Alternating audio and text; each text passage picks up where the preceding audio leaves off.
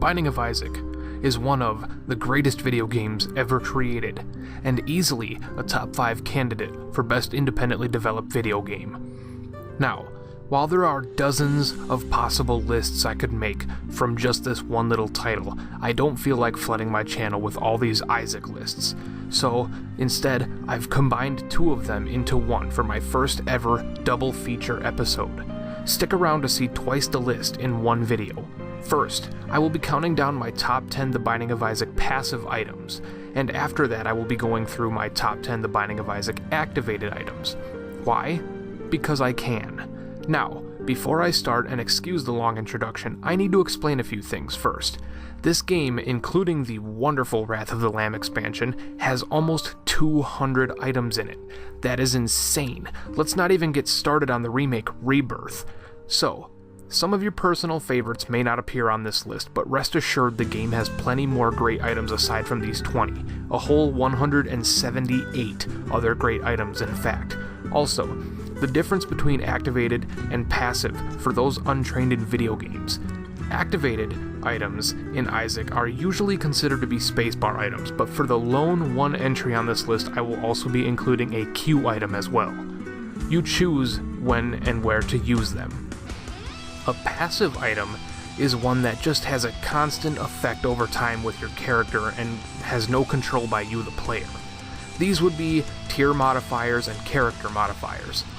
Thanks for listening to me babble. Now let's get on with my top 10-ish The Binding of Isaac items. Number 10.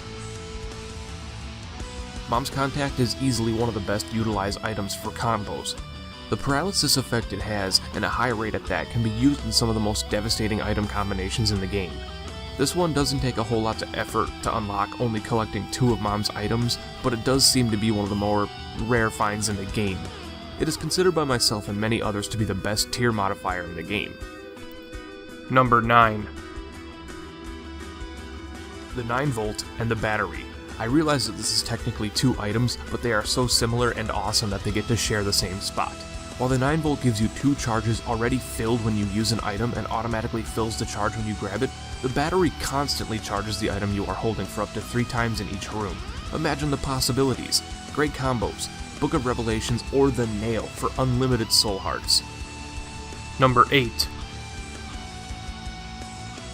The Halo of Flies. A critically underappreciated item for those into Isaac King being the act of obsessively playing the Isaac games. This item is greatly enjoyed while getting it at the earlier stages of the game, preferably the basement or cellar, because it adds an aura of protection while you still have only a few hearts. You get 2 fly familiars that swirl around you, continuously stopping other flies and projectiles. It's not the best familiar, but early game it doesn't have a better comparison. Great combos, Guardian Angel for faster familiars, creating a fly force field. Number 7. Spoonbender. Homing shots. Can you argue with homing shots in a dungeon crawl shmup?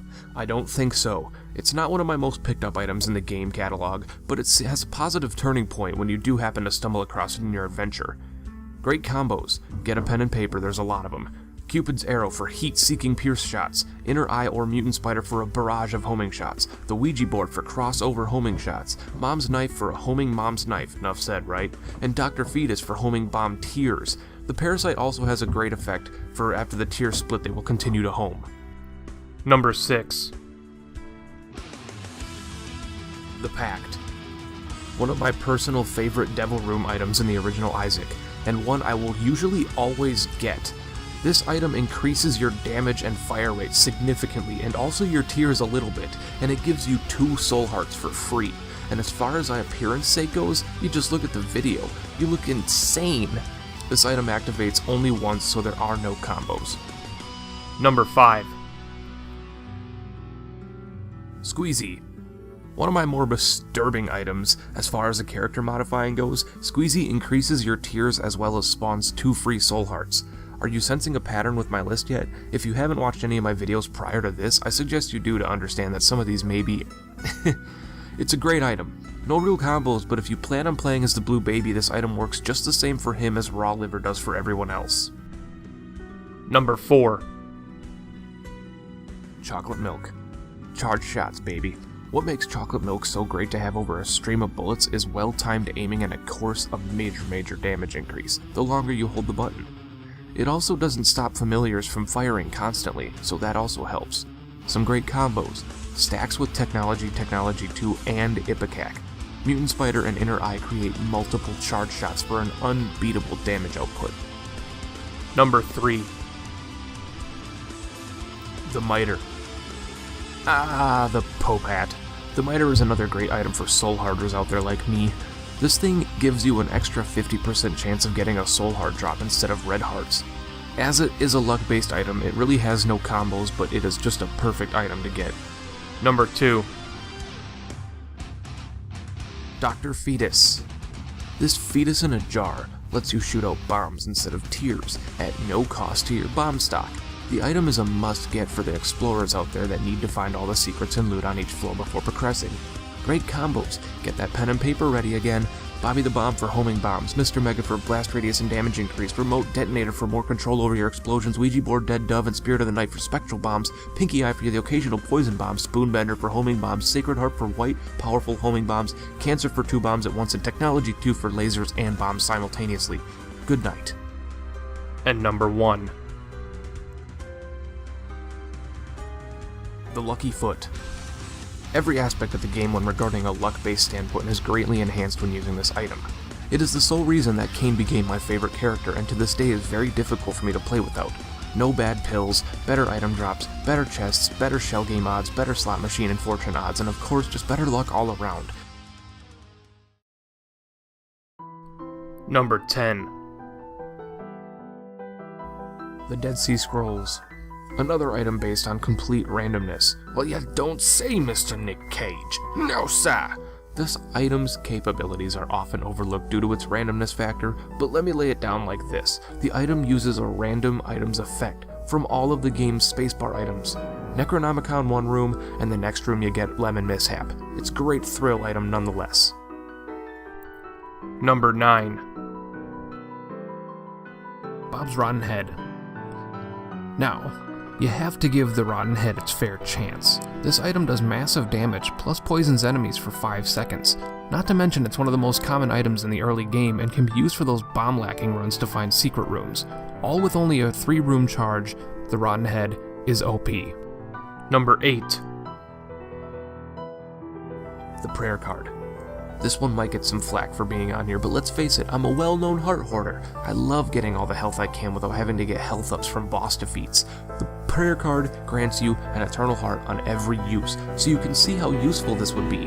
Unfortunately, it is one of the rarest to find items in the whole game, unless you are lucky enough to come across it in an angel room, which even then, that's up to chance. Number 7. The Portable Slot. I'm a Cain player. I love Cain and his wonderful lucky foot, so if I happen to come across the portable slot and I don't have a more appropriate item on hand, I will take it 9 times out of 10 just for the sheer luck-based play of Cain. He will more often than not either break even or get mass loot from this item. Number 6. The Remote Detonator. Using bombs as a battle tactic in Isaac is as old a routine as blowing up poop. But did you know that the tactic of bombarding foes is made 10 times easier when you can choose when they blow up? Yes, indeed, and with this handy item you control when your bombs blow up, as refreshing power-up revived from a long time and well-loved franchise for me, Bomberman. Number 5. The Blue Candle. It's a damn Zelda reference, come on. But seriously, the thing is pretty beastly once you actually unlock it and then happen to find it. It recharges fast and then throws out a high-powered blue flame just like the candle in Zelda. I know the official name of the item is just the candle, but I have over 30 hours into Rebirth, and there are 2 new candle items, so from now on, I'm just going to call it the Blue Candle. Number 4. Pony. I'll admit it, the big reason I love the pony is because of the cosmetic effect it has on the player. You are riding a damn devil horse. Besides, the ability to fly is also a really great thing if you can get it early on, especially in Rebirth. Number 3. The HIEROPHANT. The only tarot card to make it onto this list, and for one major reason. I am a soul harder.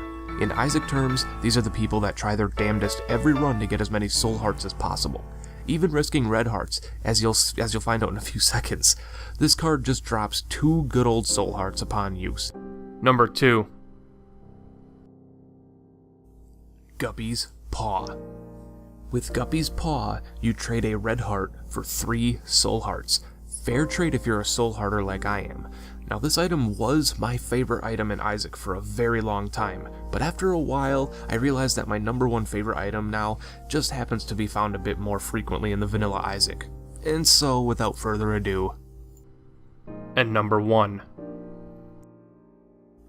the Book of Revelations.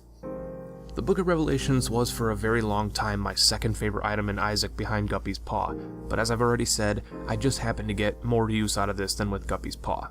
Now, functionality leans in the Paw's favor, but the book doesn't take anything from you. Instead, it just gives you free soul hearts. Now, with the proper items, you can farm them so easily, and that makes it my number 1. Thank you so much for watching my first ever double feature episode of Listitis. I hope you enjoyed the entries, and I look forward to hearing what you think in the comment section below. Don't be shy now, and as always, be sure to subscribe and like the video if you wish to show your support for what I do. Thanks again, and until the next video, catch you later.